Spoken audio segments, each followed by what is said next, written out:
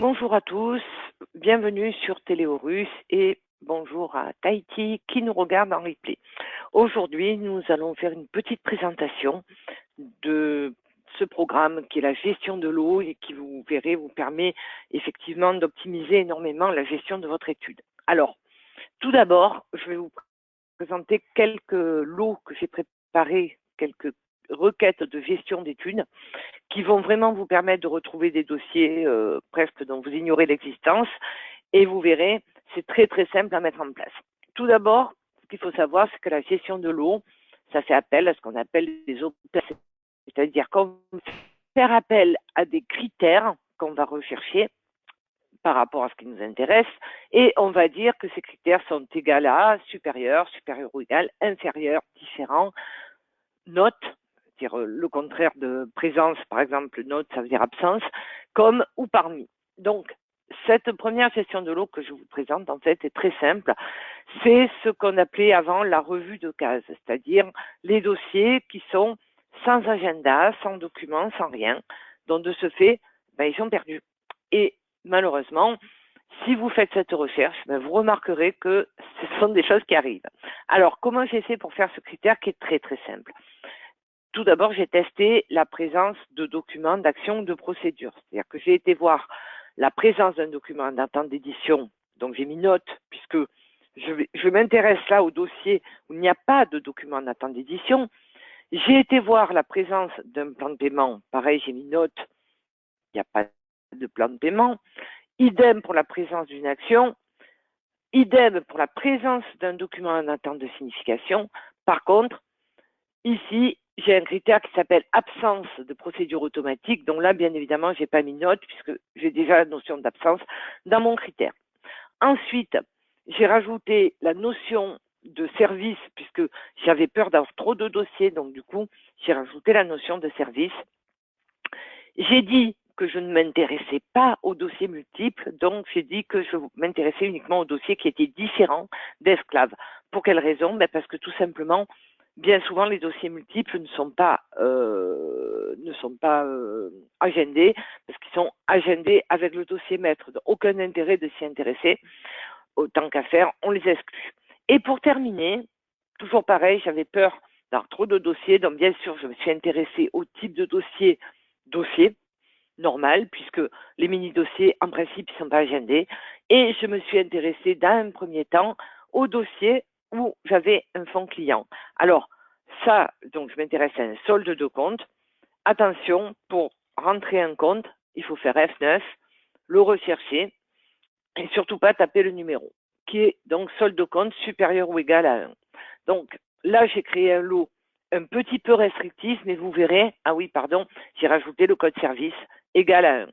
Donc, j'ai fait un lot un petit peu restrictif de manière à m'intéresser à certains dossiers. Alors après, bien évidemment, je peux faire code service 2, 3, 4, etc. Donc, je vais m'intéresser selon la quantité que j'ai à tous les services. Une fois que mon lot est généré, ici, donc je vais en prendre un qui vient de se générer, voilà. Donc, quand mon lot est généré, qu'est-ce que je vais faire en fait? Il n'y a aucun intérêt, comme je l'ai expliqué, il n'y a aucun intérêt à générer une liste libre. Pourquoi? Parce que rôle est de gestion. Donc, en fait, je vais aller travailler dans mon dossier. Je vais aller voir mon dossier. Donc, je vais trouver, par exemple, ici, un dossier qui n'est pas agendé, où il n'y a rien et où j'ai 22 € de disponible. Donc, je vais le regarder. Et selon le cas, je vais le clôturer, je vais le réagender, je vais reverser indisponible. Donc, je vais faire une action quelconque. Et du coup, je vais traiter mon dossier. Alors, sachant que dans ce lot de dossiers non agendés, la plupart du temps, ce qui ressort, ce sont des dossiers très anciens. Donc, bien entendu, la plupart du temps, je vais les clôturer. Quand j'ai travaillé sur un certain nombre de dossiers de mon lot, même si j'ai pas fini, c'est pas grave. Donc, je travaille sur, mettons, ici, j'ai un lot avec 200 et quelques dossiers, 300. J'en traite 20, supposé. Donc, effectivement, quand j'ai terminé de traiter ces 20 dossiers, je supprime mon lot. Oui, oui. Et je garde par contre ma requête. Et lorsque je veux refaire ma requête ou continuer à travailler dedans, je la régénère. Pourquoi? Parce que comme j'ai travaillé dedans, j'ai sorti des dossiers dans le sens où les dossiers que j'ai traités n'apparaîtront plus forcément, puisque si par exemple il y a un dossier où j'ai mis un agenda, ou alors j'ai mis une action, ou alors je l'ai clôturé, forcément il ne va pas ressortir. Donc je travaille dans mon lot, je le supprime, je régénère un lot et ainsi de suite. Ensuite, par exemple, quand j'ai éclusé tous les dossiers avec du fonds client, ben, il va me suffire de supprimer ce critère et là, je vais pouvoir travailler dans tous les autres dossiers qui dorment, entre guillemets, qui sont sans agenda, sans plan de paiement, sans rien. Et ainsi de suite. Donc, ou alors, si vous préférez, vous pouvez créer un lot, donc dossier sans agenda des documents avec fonds. Donc, voilà, comme ça. Donc, vous pouvez créer un lot avec pour traiter les dossiers avec des fonds.